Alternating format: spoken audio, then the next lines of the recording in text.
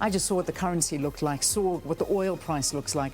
I am petrified to think what we're going to be going through with petrol increases, which are coming up next week, actually.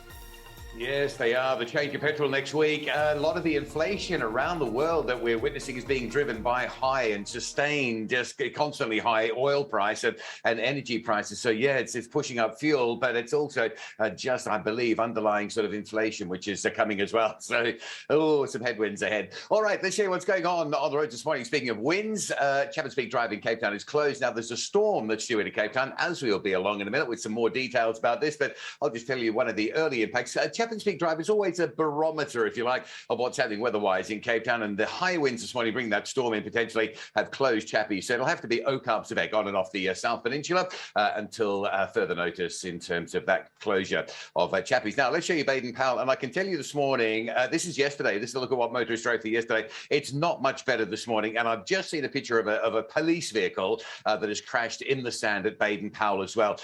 So we'll just bring you some updates along there. But that's what Baden-Powell looks like. It is going to be another tricky morning. Maybe a good idea just to reroute through Lotus River, somewhere like that. All right, here's a look at Fields Hill this morning. This is pretty treacherous and dangerous. If you drive from Kloof down into Pinetown, there's been a crash. There's the crash on the side of the road. But have a look at this. There's some fuel in amongst and on top of the rain as well. That looks really dangerous, Fields Hill. Be careful getting down there. And just down the road in Durban a bit, the M4 will be closed on Sunday. It's an extensive closure of the Ruth First Highway from Durban, from Sandili Tusi, all the way through to the Mshloti exit, 4 in the morning until 4 p.m. in the afternoon. It's for the Tour Durban cycle event. So this Sunday, the M4, Ruth First Highway, out of bounds. There are plenty of options. Make sure you're using those alternatives.